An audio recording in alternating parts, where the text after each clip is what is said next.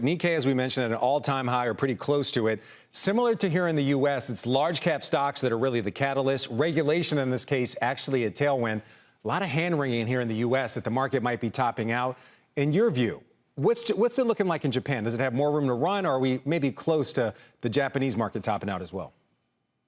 Right. So for Japan, we expect that this rally actually does have legs. There's a couple of tailwinds for Japanese equities. First, you have relatively good economic outlook given the potential rise in wages going forward, and of course, inflation picking up.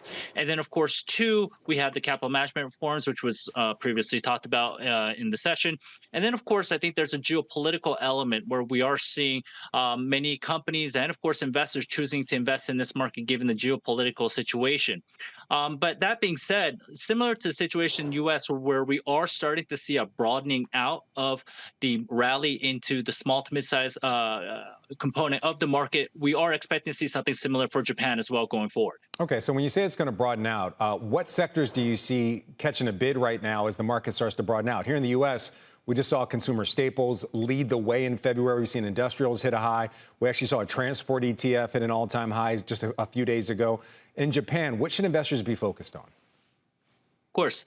Well, we're bottom-up stock pickers here at Neuberger Berman, so we don't take sector bets. But if you look across our portfolio, we are most constructive in, say, communication services, financials, and industrials. And I mean, sectors like financials do have a macroeconomic component where the potential normalization of the monetary policy by the Bank of Japan could potentially mean that businesses within the financial sector will find it a lot more easier to generate profits going forward. But I think at the end of the day, this capital management reform issue Right. is very important, and it will make or break future corporate value in terms of higher capital returns per company. So it is important to look at these companies on a stock by stock basis. So, okay, very quickly, one other thing to consider right here.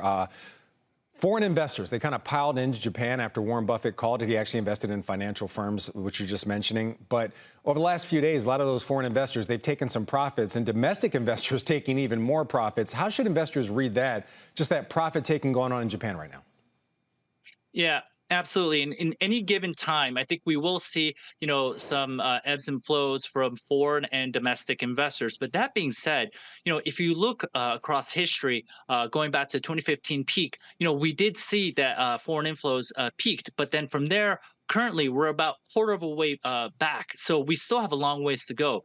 And in addition, I think it is also important to remember that based on our conversations with many long-term institutional investors, they're still sitting on the sidelines, looking at the positive trends in Japan, and are increasingly getting interested. And if they Okay. start to deploy capital in Japan, it'll be more and more interesting going forward.